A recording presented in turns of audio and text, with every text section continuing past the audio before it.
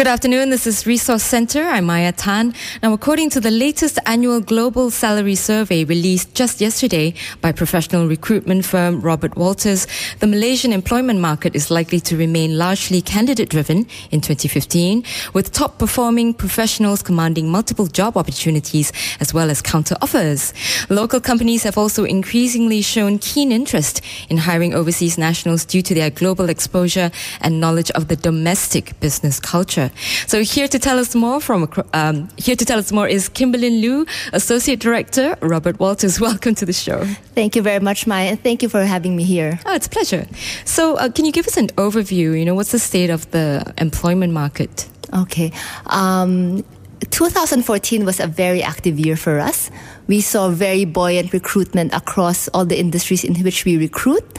And these cut across positions across banking, financial services, consumer goods, retail, industrial, and healthcare. So it was a very active year for recruitment. So why is it candidate-driven? What's contributed to this? Okay, good question, Maya. I tend to think it's a combination of a few factors, actually. One, you would have many Malaysians, very talented Malaysians, who are actively looking for career growth.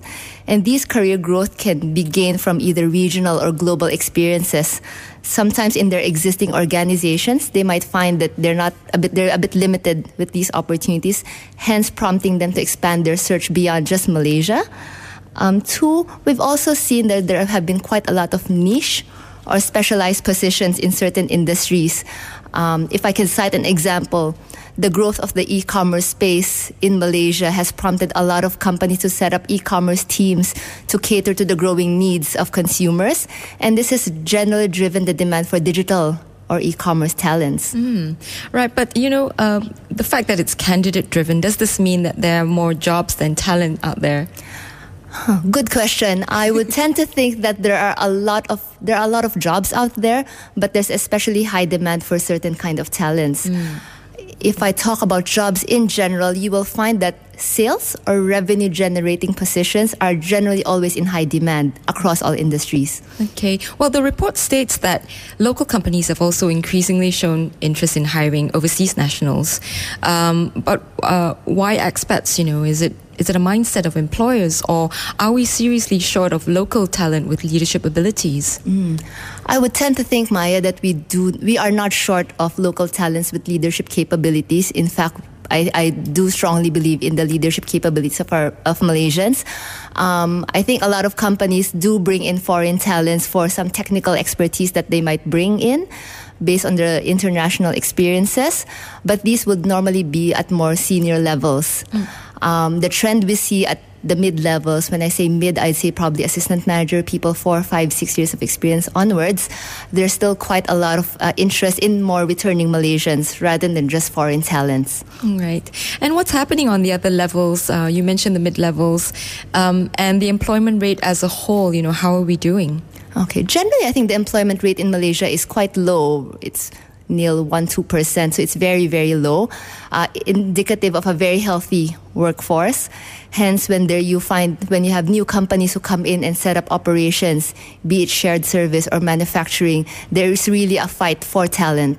Right. So you're seeing a lot of overseas companies coming in to set up their hubs in Malaysia.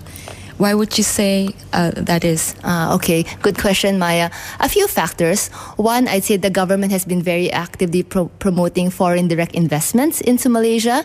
And you will see that a lot of companies have seen Malaysia as a viable option based on cost, infrastructure, manpower to set up their back-end operations here. A few years ago, you will find this trend very evident in the banking or IT sectors. In 2014, we've seen a trend where this has transcended beyond those two industries, and you will find companies even in the pharmaceutical, healthcare, logistics sectors setting up back-end operations in Malaysia. And do you see overseas nationals also coming in to, as a result of these regional hubs being set up in Malaysia? Do you also see entry to mid-level nationals coming from out of Malaysia to work here? Okay.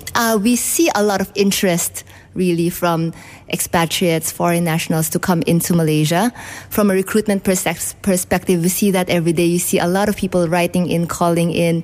I believe they see Asia and Malaysia as a growing market. Hence, there's a lot of interest to be employed here. Does that mean more competition for us Malaysians then? Generally, yes, it could be, and that's why we always need to upskill our talents. But that's probably another topic altogether. Yes, we'll have to have you back to talk about upskilling.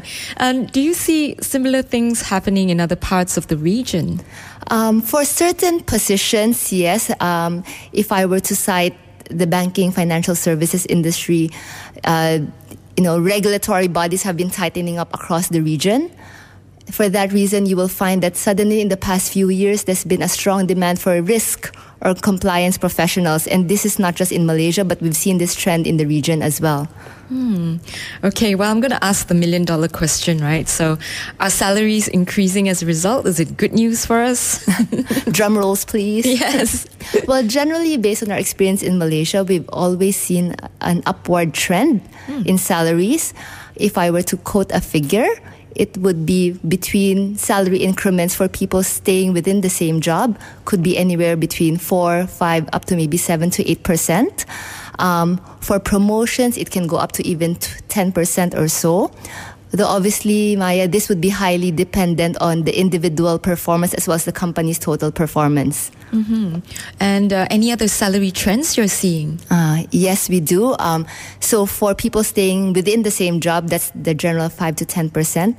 But for candidates who are looking to switch jobs, it gets a bit more interesting, obviously. Yeah, there are a lot of counter offers going on, right? Yes, and we prepare them for that. So generally, we see for candidates switching job, they might look in the region of between 15, 20 or even 30% for really niche or highly specialized skill sets for which the talent pool is very limited.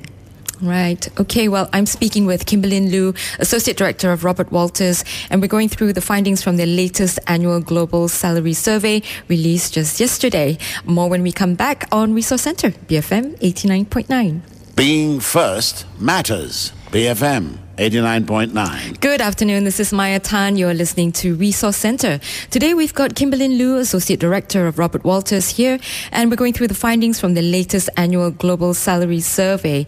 So before the break, we kind of talked about how it's a candidates market and how local companies are chasing overseas nationals due to their global exposure and knowledge of the domestic business culture. Also, the good news that you brought us, that salaries are in fact increasing. And so now, just going back to the employment landscape, what industries are offering up the most jobs? I find that there might not be just one industry that's offering up most jobs, but we see a lot of activity, like I mentioned, maybe in the shared services industry, primarily because a lot of companies are setting up operations here. And that industry is opening up a lot of jobs in the finance space, as well as procurement and IT, HR. On the flip side, we've also seen very buoyant activity in the retail sectors. You will find that a lot of foreign brands are either coming into Malaysia to set up businesses here or expanding their retail presence, hence driving the recruitment for these talents. Right. So I'm quite interested in shared service hubs, as you say. So shared services would be these hubs that service similar companies in a particular industry, for example. Is that right? It could be, or it could be one company outsourcing specific functions into one space. So you will have one company that set up an operation to support all accounting, payroll, HR, or procurement functions across the region located in one space. And what are the HR implications in shared service hubs? I'm probably not the best person to speak to regarding that, but I would tend to say the HR would look at it more from a cost perspective rather than probably having 5 payroll managers sitting in 5 different areas. You will now consolidate into one space, making it a bit more cost efficient and maybe more operationally efficient and effective as well. And are there any job categories or levels that are, really looking for talent right now? Generally, because Robert Walters, we specialize in mid-management to senior positions. I would say we see a lot of activities from assistant manager all the way up. Assistant managers, I will define that as people with at least 4 to 5 years of experience all the way up to C levels. There is a very good demand within these levels.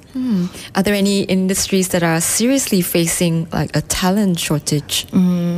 I might not just limit it to specific industries, but maybe specific niche roles within industries. As mentioned earlier, if you look at the banking or financial services sectors, there's strong demand for your risk and compliance talents. On the flip side, you will have Malaysia being driven as a global hub of Islamic financing. This also drives the need for talents in the Islamic financing space. Hence, there's a lot of requirements there. And what are some of the other key highlights coming out of the Global Salary Survey? Interesting question. One, we find that there's been a lot of strong interest in returning Malaysians. Talent Corp has been very active going out there and bringing back Malaysians. We find that it's not just limited to senior C-level talents. A lot of companies now are very open to talk to returning Malaysians so they can bring back their international expertise and merge that with local understanding and local practices. Right. Talking about talent shortage, talking about recruitment, what can companies do to attract talent? Good question, Maya. It's $1 million question. One, I think to attract talent, the employee branding has got to be very strong. One, and what do we mean by employer branding? People want to know, what does the company represent? What are their values? What kind of environment is it working for? At the end of the day, candidates like to join an organization whose values they resonate with. So employer branding needs to be very strong. People really assess that. From internally to retain talent, we find that companies now spend a lot more time on employee engagement. They spend time talking to their existing staff on what are their career development plans for you, not just for your next role, but 2 roles from now. So employees feel engaged. They feel that there's a clear and concerted career path for them, and there's no need to look out. I see. So in your experience, though, how effective are these strategies, using a great brand to recruit, or even perks like flexi hours and activities to engage employees? Do they really work in attracting talent? I think they do, especially right now, Maya. We've got the entry of the millennials. Yes. Very digitally savvy people. They've got a whole unique mindset of their own, and these things are important to them. If you look at work-life balance, flexible hours, transparency in terms of career development, they want to make it to a successful role in a short period of time. So you need to be able to lay out clear career paths for them. So yes, that is very important. Yeah, that was actually my next question about, millennials going to be a big part of the workforce. So these are their expectations. Any other hiring trends you're seeing? Earlier, I think before we came into the studio, we talked about 2 things. One would be hiring in the digital space, and secondly, the hiring experience. Yes. Yeah. So maybe let's talk about hiring in the digital space first. Yeah. I think more and more we've seen that candidates do apply online. When they're on the train, when they're traveling, everyone's on their mobile. The behavior of consumers have changed. Hence, companies, to be effective in their hiring, we need to respond to that. So you will find that a lot of companies have taken to the digital space to recruit. That is one. Beyond that, it also affects the recruitment process. Now with the digital space, it's more and more important that you, as the hiring company, give potential candidates a unique and a good recruitment experience. It's not just about the person that you hire. If you interview 5 people and hire 1, you have to make sure that the recruitment experience for the other 4 is good. Because a bad experience, Maya, means they can just log on and tweet out and say something negative about your company. So you want to make sure that the recruitment process is good and pleasant for all. Wow, so the recruitment process is now part of marketing and communications as a whole. Yes, it is. It's really dangerous. Okay, and are there any other hiring issues that clients are facing? Generally, I tend to think it's only because, we deal a lot with HR, and sometimes it takes time for them to get approvals, line up interviews. And we always urge clients, for good talent, snap them up. Make a hiring decision, because candidates who are good and they're in the market, they will be talking to multiple people and they will be snapped up. Right. Earlier, you were also telling me about how a lot of companies are taking preemptive measures. Why is that? Good that you highlighted that, Maya. We find right now that it's really a fight for good talent, and I emphasize good talent. So whereas before, companies will look for us and backfill an existing vacancy, now companies are taking a more long-term preemptive view. They're willing to meet candidates 6, 12, 18 months ahead for a vacancy that's not there. So in the event that, a vacancy happens, they've got already ready people in the pipeline to talk to. It's a very forward-looking, forward-thinking mentality. So just to wrap up, maybe you could tell us what are the top things that employers should keep in mind in this candidates market? Okay. One, I would say, Maya, make it an efficient recruitment process. Make it clear to the candidate how many rounds of interviews they're going through. Make it clear what kind of interviews they're going for and who's meeting them. 2, I would encourage them to take every opportunity to sell themselves to the candidate. Over the interview, the candidate is assessing you in as much as you're assessing them. And of course, social media is right there, just a few finger taps away. It is. So it's a two-way evaluation process.